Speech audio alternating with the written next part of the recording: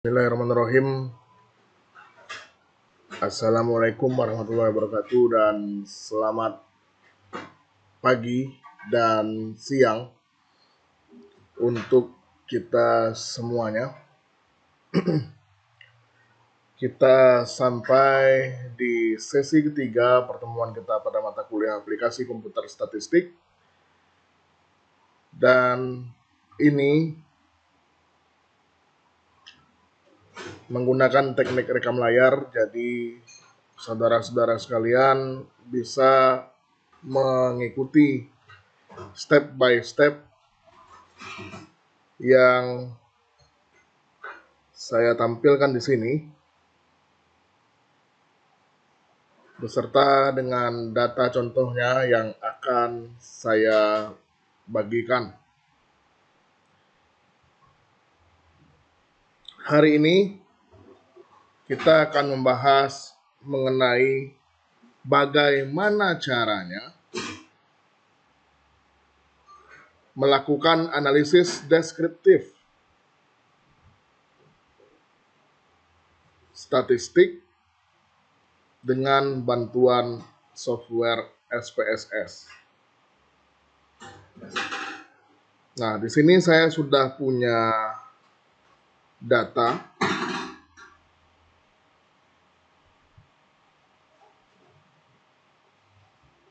yang ada di SPSS.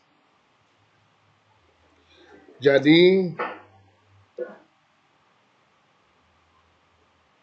data ini adalah data tinggi badan. Jadi ini adalah data tinggi badan, hasil pengukuran tinggi badan dari 25 orang karyawan.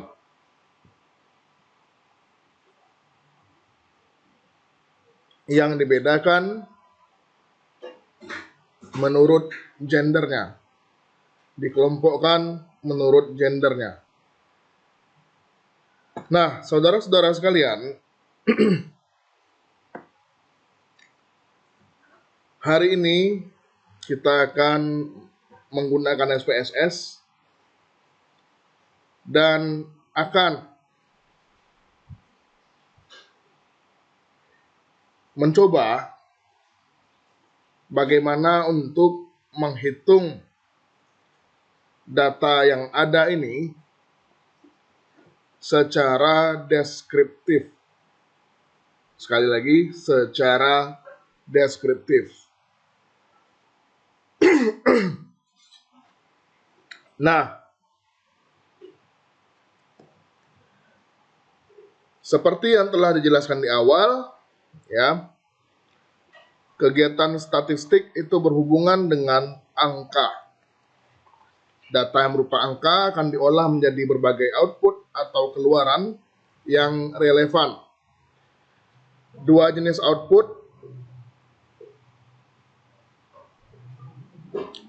yang akan ditampakkan dan ditampilkan di sini adalah tabel dan grafik.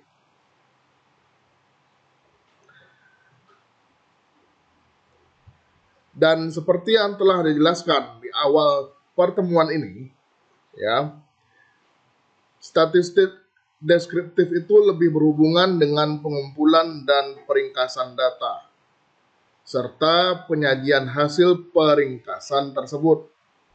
Data-data statistik yang bisa diperoleh dari hasil sensus, survei yang terorganisir dengan baik, atau disebut juga raw data.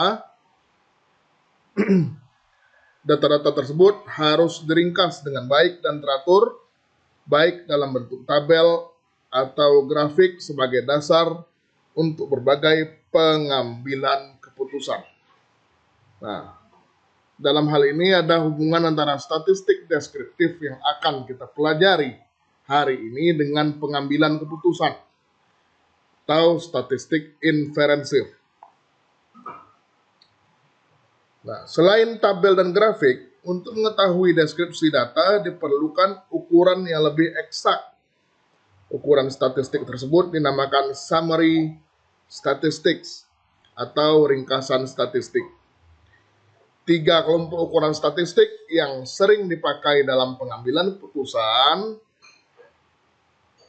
adalah sebagai berikut.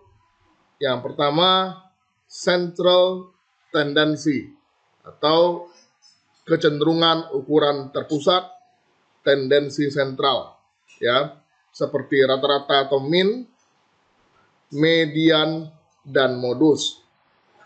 Yang kedua, mencari ukuran penyebaran data atau dispersi data seperti standar deviasi dan varians. Yang ketiga, mengetahui bentuk data dengan ukuran keruncingan atau kemencengan, skewness, dan kurtosis. Nah,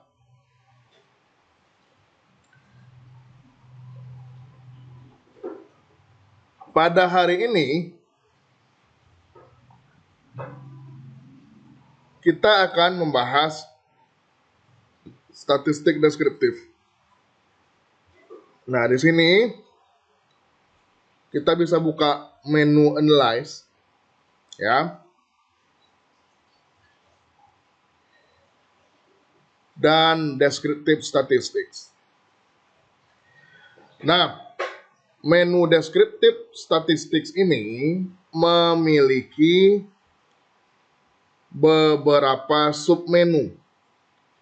Yang pertama ada frequencies. Frequencies itu membahas beberapa ukuran statistik dasar seperti rata-rata, median, kuartil, persentil, standar deviasi, dan lainnya. Sementara yang berikutnya adalah descriptives. Submenu descriptives lebih kompleks dari menu frequencies. Menu ini dapat menyajikan ukuran statistik beberapa variabel dalam satu tabel, serta untuk mengetahui skor nilai Z dari suatu distribusi data. Skor Z, sebagaimana yang sudah pernah kamu pelajari waktu kita mempelajari statistik ekonomi dan bisnis, biasa digunakan untuk pengujian kenormalan distribusi data. Ya, kenormalan distribusi data diukur dengan melihat skor Z. Nah, kita bisa memanfaatkan submenu descriptives. Kemudian ada submenu explore. Nah, submenu explore lebih lengkap dari menu descriptives, berfungsi untuk memeriksa lebih teliti sekelompok data, antara lain untuk melakukan data screening, menguji ada tidaknya data outlier atau yang berada di luar data yang normal, ya. Kemudian uji asumsi kenormalan data dan kesamaan varians serta penanganan data per subgroup atau per kasus. Yang berikutnya ada submenu crosstabs. Nah, crosstabs ini digunakan untuk menyajikan deskripsi data dalam bentuk tabel silang atau crosstabs table yang terdiri dari baris dan kolom. Selain itu, submenu ini juga dilengkapi dengan analisis hubungan di antara baris dan kolom tersebut, seperti independensi di antara baris dan kolom, besar hubungannya, dan lainnya. Hal inilah yang sebenarnya termasuk pada statistik induktif atau inferensi dan merupakan perluasan dari statistik deskriptif ini sendiri. Yang berikutnya ada submenu turf analysis, ini kita lewatkan dulu, ya. Submenu rasio, ya, menyediakan ringkasan statistik untuk data hasil perbandingan dua data tertentu, dan berbeda dengan menu lainnya, menu ini hanya menangani perbandingan dua data, bukan satu data yang berdiri sendiri. Nah, berikutnya ada PP plots dan QQ plots. Nah, dua submenu ini untuk menampilkan grafiknya, pengujian distribusi data. Jadi dua submenu ini adalah gunanya untuk menampilkan hasil pengujian distribusi data dalam bentuk grafik. Ya, dalam bentuk grafik. Nah, sekarang kita mulai. Kita akan memulai pada pertemuan ini dengan dua yang teratas, frequencies dan descriptives. Nah, untuk melakukannya, saya ulangi ya. Kita bisa klik analyze, ya, lalu descriptive statistics, lalu frequencies. Ya. Setelah kita klik, muncullah kotak dialog seperti ini. Nah, yang berisi dua variabel ini. Oh ya, sebelum itu ya. Ini kan data view ya. Data view kita bisa lihat ke variabel view untuk melihat rincian variabelnya, bahwa ada dua variabel yang diberi nama tinggi dan gender, di mana tinggi ini adalah tinggi badan 25 orang karyawan tadi, ya, berskala scale di sini, berskala rasio, ya. Kemudian gender, ini labelnya gender, variabel gender ini kita berikan tanda 1 untuk pria dan 2 untuk wanita, ya. Nah, di sini diberikan skala ordinal. Nah, sebenarnya bukan ordinal ya, lebih tepatnya adalah nominal, ya. Oke. Lalu kita kembali ke data view, kita kembali ke analyze tadi, ya. Kita kembali ke analyze, kemudian frequencies, ya. Di sini ada dua variabel, lalu kita masukkanlah variabel tinggi. Oh ya, sebelumnya di sini ada display frequency tables, kita centang, ya, supaya nanti di akhirnya atau di outputnya atau di keluaran pengolahan data ini, tabel frekuensinya akan ditampilkan oleh software. Ya, kita masukkan dulu ke sebelah kanan variabel tinggi, bisa dengan mengklik, kemudian klik panah kanannya, ya. Nah, lalu di sebelah kanan sini ada beberapa pilihan, ada statistics, ada charts, ada format, ya, ada style dan bootstrap. Nah, kita klik statistics, ya, kita klik statistics. Nah, kemudian pilihan statistics ini meliputi berbagai ukuran statistik untuk menggambarkan data atau statistik deskriptif, ya. Nah, percentile value nih yang di atas atau nilai persentil, klik mouse, ya, atau trackpad kamu di quartiles, ya, dan percentiles. Ini untuk melihat kuartil dan persentilnya. Nah, kemudian di samping kanan sini kita mau melihat persentil yang 10, ya, untuk keseragaman nih, dan 90. Ya, kita klik add. Oke, ya. Nah, pengerjaan ini dimaksudkan untuk membuat nilai persentil pada persentil 10 dan 90. Nah, kemudian dispersion. Di bawah sini ada dispersion. Nah, isinya adalah ukuran penyebaran datanya. Nah, untuk keseragaman, semua atau keenam jenis pengukuran dispersi kita checklist nih. Mulai dari standar deviasi, kemudian varians, kemudian rank atau jangkauan, kemudian minimum, maksimum, dan standar error rata-rata atau SI-min di sini ya. Nah, kemudian central tendency atau ukuran nilai pusat atau ukuran pemusatan data. Nah, kita kliklah di min atau rata-rata dan median data. Ya. Nah, distribution ya. Distribution atau untuk melihat bentuk distribusi data ya. Untuk keseragamannya, maka kita kliklah pada bagian skewness atau keruncingan dan kurtosis atau kemencengan. Nah, kemudian kita klik continue. Berikutnya ada menu charts. Menu charts ini adalah ya untuk membuat grafik dari output data. Nah, kalau kita klik di charts ya, akan ada 4 pilihan ya.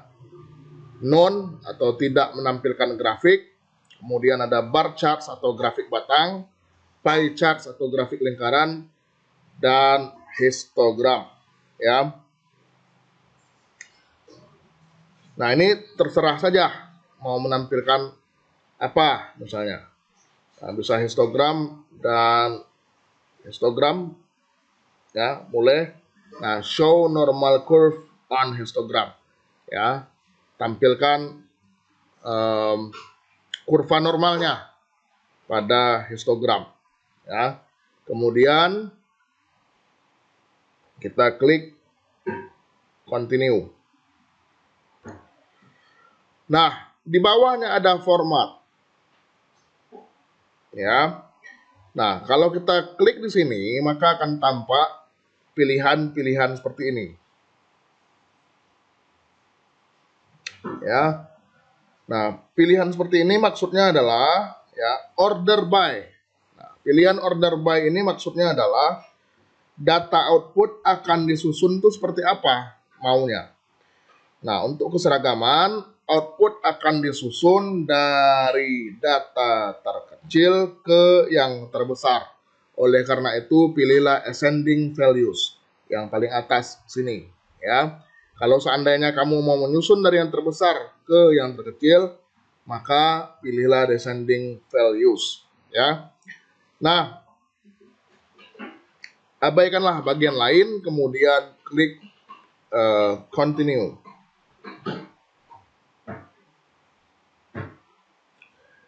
Nah, yang penting di sini pada SPSS ini akan tampak yang paling bawah itu bootstrap. Bootstrap itu digunakan terutama untuk penggunaan metode-metode statistik tertentu seperti regresi yang mengharuskan uji data. Misalnya adalah uji heteroskedastisitas. Namun jumlah data yang ada berjumlah sedikit. Untuk itu SPSS dalam tanda kutip menciptakan sejumlah data dalam jumlah yang besar untuk mendukung penggunaan metode statistik dengan persyaratan jumlah data yang cukup besar. Nah, pada saat ini kita tidak membahas soal submenu bootstrap ini. Oleh sebab itu, kita abaikan saja. Lalu kita klik OK ya, kita klik OK.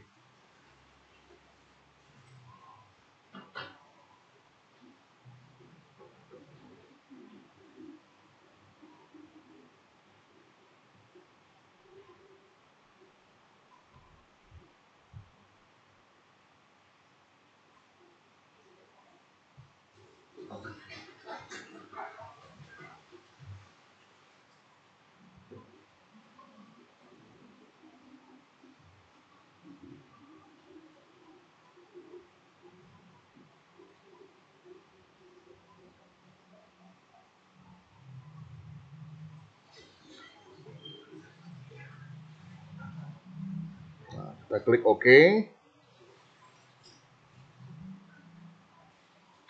Oke, sehingga setelah kita klik OK, ya, muncullah tabel-tabel ini, ya, frekuensi yang akan kita baca satu persatu.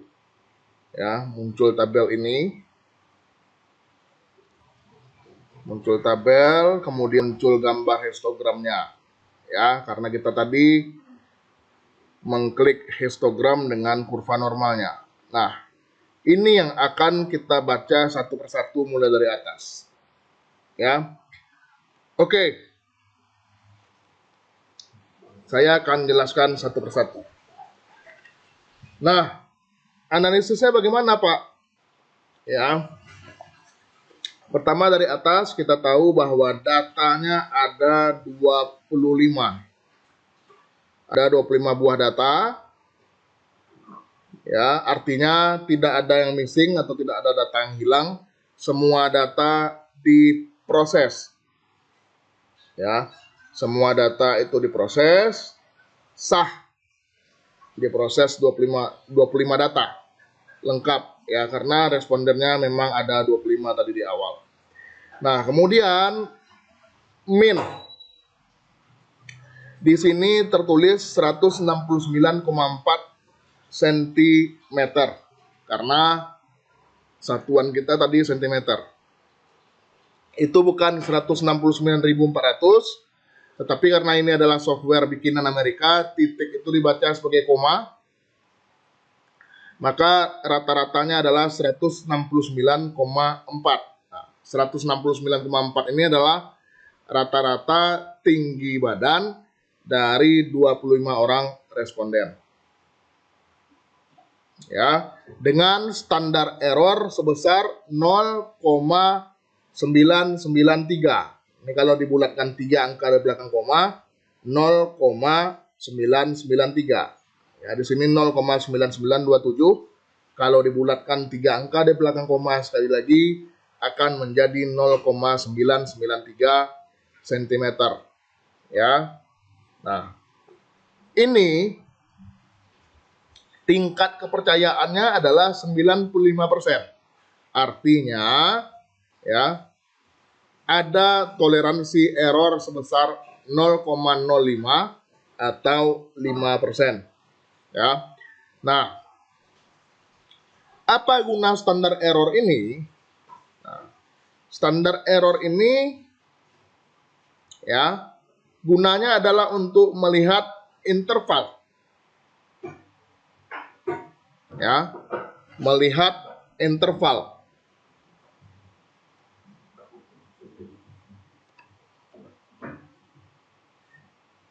Oke. Melihat interval.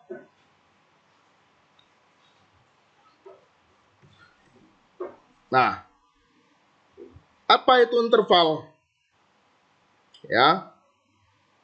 Kita dulu pernah belajar melihat tabel T. Ya. Kita pernah belajar melihat tabel T, ya, tabel T.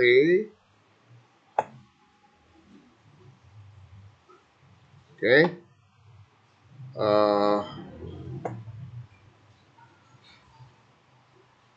Ini 169.400 ini, ya.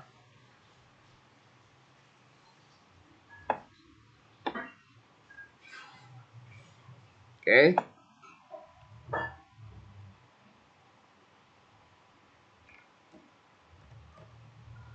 ,169,4, ya. Bagaimana cara mencari intervalnya, Pak?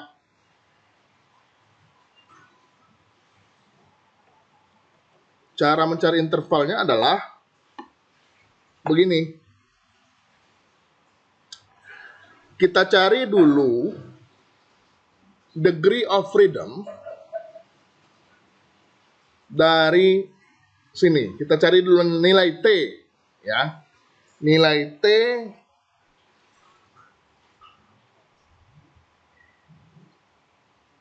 tabel, ya, nilai T tabel. dari degree of freedom N dikurang 1 ya, dengan derajat kepercayaan 95%. Nah, didapatkanlah angka 2,05 ya, yang kalau dibulatkan saja begitu menjadi 2 cm. Nah, interval rata-ratanya adalah, ini kan tadi min-nya atau rata-ratanya 169,4. Nah, 169,4 itu plus minus T tabelnya tadi berapa? 2 ya. Plus minus 2 dikalikan dengan 0,993 yang ini. Nah, sehingga didapatkanlah interval rata-rata tinggi badannya itu adalah sebesar 167,4 sampai dengan 171,38 atau 171,4 juga. Nah, jadi untuk melihat interval rata-rata tinggi badan tadi adalah rata-rata 169,4 plus minus nilai T tabel dikalikan standar error rata-rata. Didapatkanlah intervalnya antara 167,4 sampai dengan 171,4 cm. Ya, lalu di bawahnya median tinggi badannya adalah sebesar 168,9 cm. 168,9 cm. Artinya apa? Angka median ini 168,9 cm menunjukkan bahwa 50% sampel mempunyai tinggi badan 168,9 cm ke atas dan 50%-nya sisanya mempunyai tinggi badan 168,9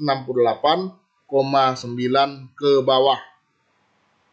Nah, jadi 50% di atas 168,9, 50% sisanya di bawah 168,9. Nah, berikutnya ada standar deviasi. Nah, standar deviasi ini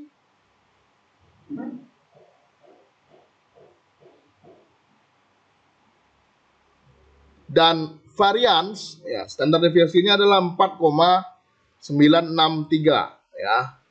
Nah, standar deviasi ini kalau diperkan dengan akar jumlah sampel, jadi 4,963 per akar 25 akan memunculkan angka ini, standar error of mean. Nah, varians gimana Pak? Varians itu adalah standar deviasi dikuadratkan. Ini variansnya 24,634, itu dapatnya dari 4,963 kuadrat. Ya. Oke. Nah, berikutnya nilai skewness minus 0,155. Nah, minus 0,155 ini adalah nilai keruncingannya, skewness. Nah, bagaimana untuk mendapatkan rasio skewness? Rasio skewness adalah ya, nilai skewness minus 0,155 dibagi nilai standar error skewness. Ya, di sini 0,464. Didapatkanlah hasil minus, kalau ini dibagi, minus 0,334. Nah, penandanya apa? Apa gunanya rasio Skewness, Pak? Yang 0,334. Nah, di sini mungkin memang tidak kelihatan, tapi cara mencari rasio Skewness adalah Skewness dibagi dengan standar error Skewness. Didapatkan hasilnya minus 0,334. Dari mana tuh, Pak? Ya, minus 0,155 dibagi dengan 0,464. Didapatkanlah minus 0,334. Nah, catatan pentingnya apa? Jika rasio Skewness berada di antara minus 2 sampai dengan positif 2, maka distribusi datanya dikatakan normal. Ya, tadi kan rasio Skewness adalah minus 0,334. Ya, nah, apa yang bisa ditarik kesimpulan? Ya, jika rasio Skewness berada di antara minus 2 sampai dengan positif 2, maka distribusi data adalah normal. Nah, rasio Skewness tadi adalah nilai Skewness dibagi dengan standar error Skewness. Ini dibagi ini dapat rasio Skewness. Nah, kalau rasio Skewness itu berada di antara minus 2 sampai positif 2, maka datanya dapat dikatakan berdistribusi normal. Nah, begitu juga dengan kemencengan atau kurtosis.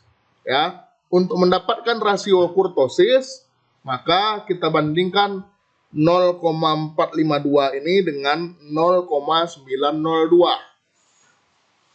Ya, untuk mendapatkan rasio kurtosis, bandingkanlah nilai kurtosis dengan standar errornya, sama kayak gini. Untuk mendapatkan rasio Skewness, bandingkanlah nilai Skewness dengan standar errornya.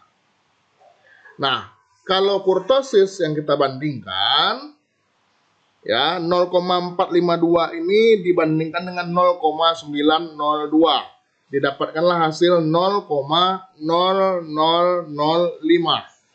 Nah, cara penarikan kesimpulannya juga sama. Oke, cara penarikan kesimpulannya juga sama. Karena rasio kurtosis 0,0005 itu berada di antara minus 2 sampai dengan positif 2, maka distribusi data ini dapat dikatakan normal. Ya, jadi kalau misalnya kita melihat rasio Skewness dan rasio kurtosis, kalau kedua nilai rasio ini berada di antara minus 2 sampai positif 2, maka data kamu itu dapat dikatakan normal. Nah, cara menghitung rasio Skewness adalah nilai Skewness per standar error Skewness. Cara menghitung rasio kurtosis adalah nilai kurtosis per standar error kurtosis. Ya. Oke. Berikutnya, rank. Rank ini adalah selisih antara data terbesar dan data terkecil. Nah, data terbesarnya adalah 180,3, data paling kecilnya adalah 159,6. Sehingga didapatkanlah angka 20,7. Lalu di sini minimum adalah nilai data yang terkecil 159,6, maksimum adalah nilai data yang terbesar, ya, yaitu 180,3.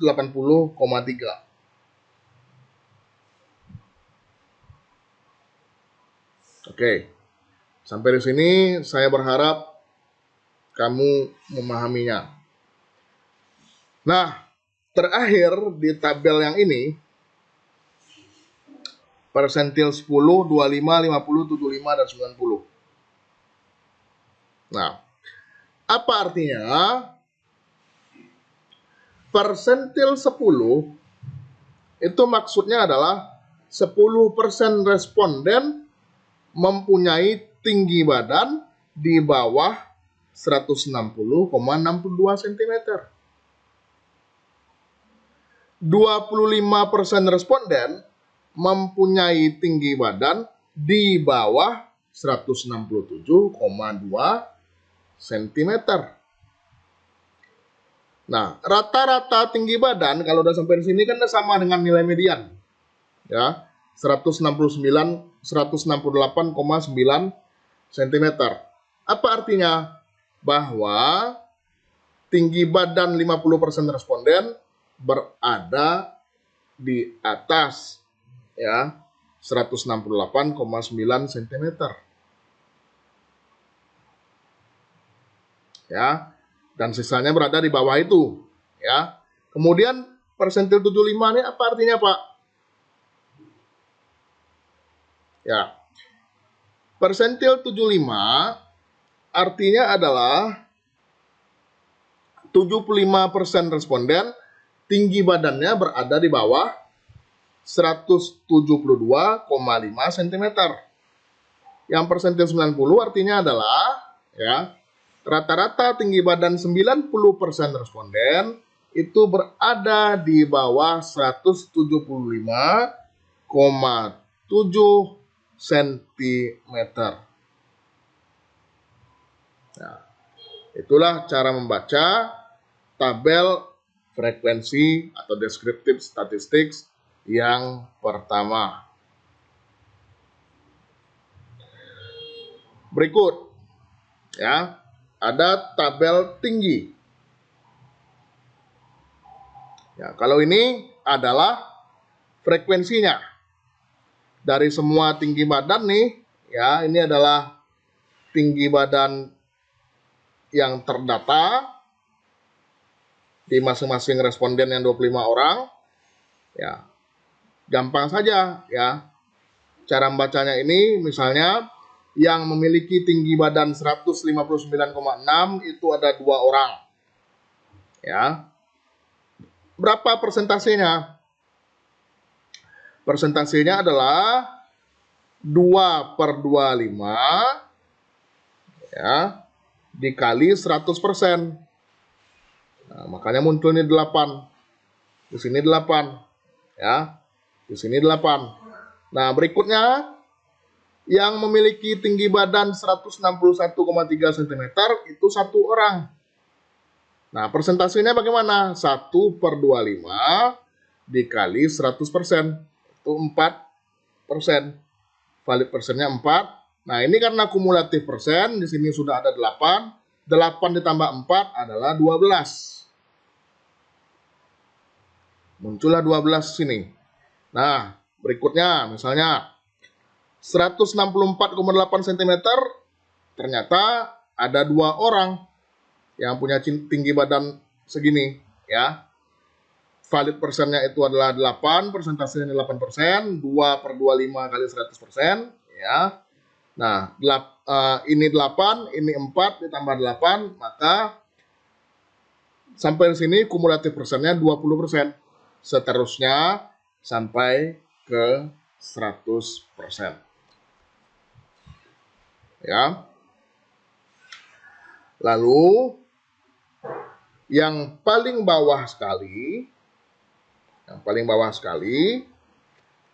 itu adalah histogram. Ya. Histogram. Nah, histogram ini adalah grafik data yang telah kita buat frekuensinya di 2 tabel di atas. Ya. Terlihat bahwa batang histogram mempunyai kemiripan bentuk dengan kurva normal yang berbentuk seperti lonceng. Nah, kalau bentuknya seperti ini, bisa dikatakan datanya berdistribusi normal. Ya kan? Bagus ya. Nah, hal ini membuktikan bahwa distribusi tersebut sudah bisa dikatakan normal atau mendekati normal. Ya, kalau mau menguji normalitas, nanti perhitungannya ada pada bab yang selanjutnya. Ya, ada pada bab yang selanjutnya. Nah, oke. Berikutnya, ya. Tadi kan submenu frequencies. Nih. Submenu frequencies. Berikutnya kita punya submenu descriptives yang berikutnya. Ya. Kita pilih descriptives gitu. Nah, lalu ada kotak dialog seperti ini, ya. Kita pilihlah variabel tinggi, ya, masuk sebelah kanan. Ya, lalu di sebelah kanan ada pilihan options. Ada pilihan options. Options, muncul kotak dialog berikutnya.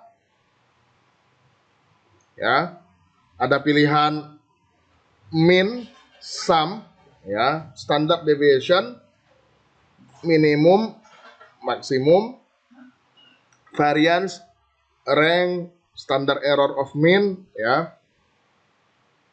Ada kurtosis, ada skewness.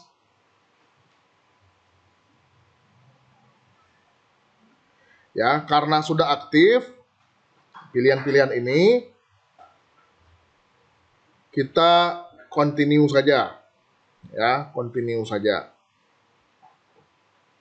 Nah, kemudian di bawah sini adalah save standardized values as variable.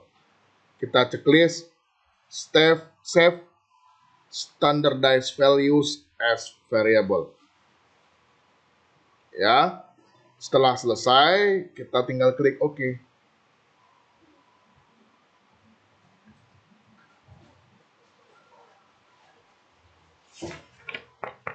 Ya, kita tinggal klik OK. Terlihat di sini bahwa jumlah respondennya masih sama 25, data terkecilnya 159,6 cm, data paling besar adalah 180,3 cm, rata-rata tinggi badan 25 orang responden atau karyawan adalah 169,4 dan standar deviasinya adalah 4,963. Sama dengan tabel yang pertama ini.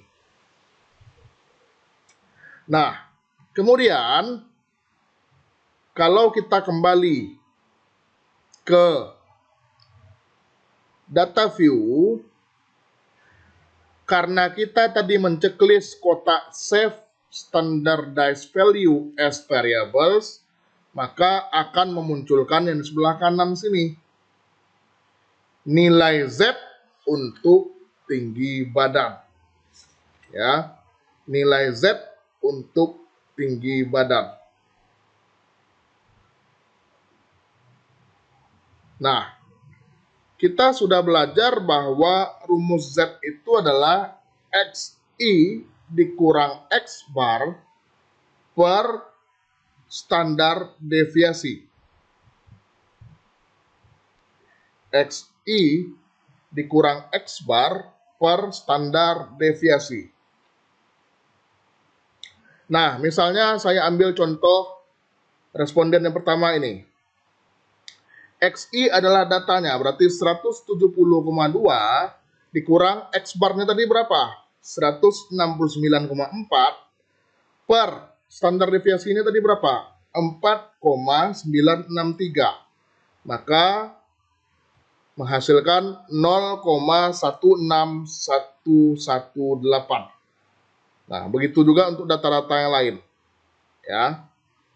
Saya ulangi, dari mana datang Z, nilai Z tinggi ini adalah 170,2 dikurang rata-rata tinggi badannya tadi berapa? 169,4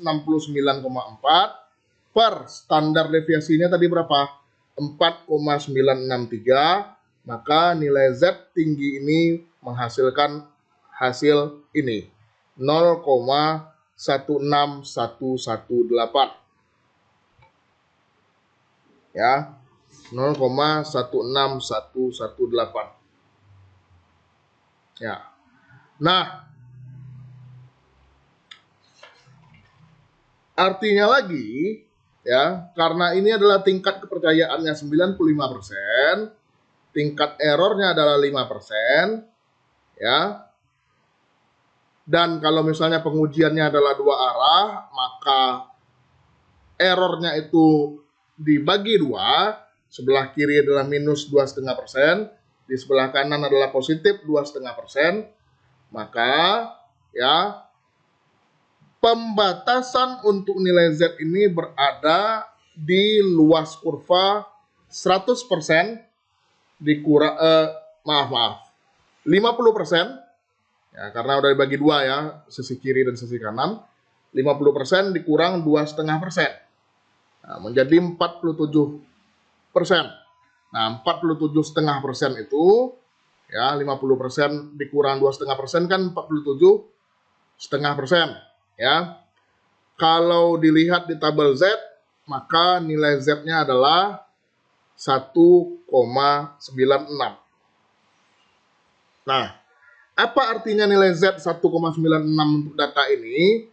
Artinya nilai Z yang lebih besar dari 1,96, ya, atau lebih kecil dari minus 1,96, ya, digolongkan sebagai data outlier. Ya, digolongkan sebagai data outlier. Mana saja Pak kalau begitu data outliernya? Ya, data outlier, ya, karena tadi kriteria pengambilan keputusannya adalah kalau ada nilai Z lebih besar daripada positif 1,96 atau lebih kecil daripada minus 1,96, maka dia dikatakan sebagai outlier.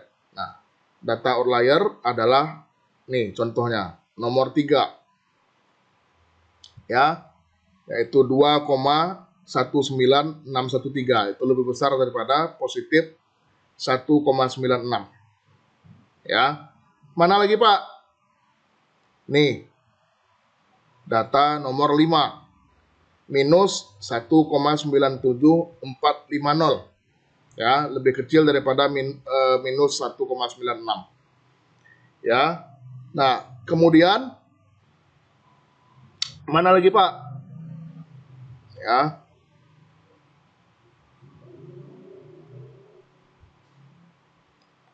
ada lagi enggak yang, nah ini, ya, 3 ini, ya, sama, lebih kecil daripada minus 1,96. Ya. Jadi kalau kita lihat, ya, data outliernya di sini ada 3. Ya, data outliernya di sini ada 3. Nah, sehingga karena data outliernya adalah ada 3, ya, kurang dari 5% data yang ada, ya, hanya ada 3 gitu ya. Dikatakanlah bahwa data tinggi badan karyawan ini adalah dapat dikatakan bahwa dia berdistribusi normal. Karena data outliernya hanya ada 3. Ini, ya, kemudian ini, ya, dan kemudian ini. Ya, ini, kemudian ini, dan kemudian ini, ya. Yang kuning-kuning ini adalah data outlier. Hanya ada 3 dari 25. Ya, artinya dia masih dapat dikatakan berdistribusi normal. Ya, karena data outliernya ada 3 dan tidak perlu dihapus. Gitu.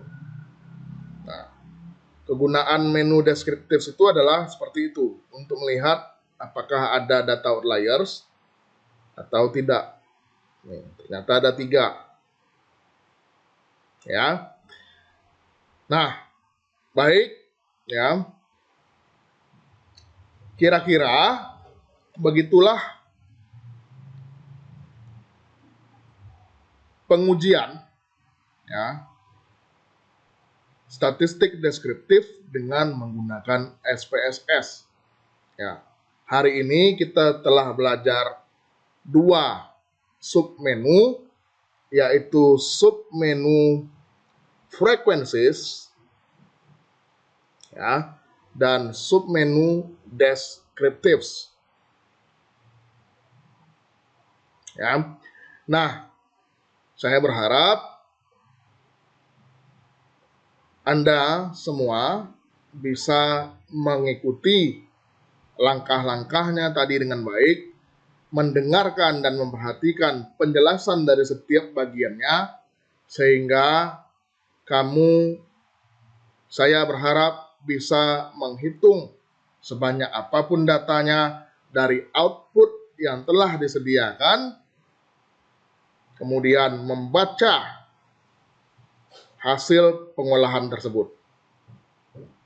Nah, untuk itu saya rasa demikianlah yang dapat saya sampaikan pada minggu ini tentang statistik deskriptif, khususnya pada submenu frequencies dan descriptives. Tolong diulang-ulangi apa yang kita sampaikan pada kesempatan kali ini. Ya. Terima kasih atas partisipasi, kehadiran saudara, dan perhatiannya selama tutorial ini saya sampaikan. Ulang-ulangi di rumah. Semoga sukses untuk kita semua. Saya tutup dan saya akhiri. Wassalamualaikum warahmatullahi wabarakatuh. Salam sukses untuk kita semuanya.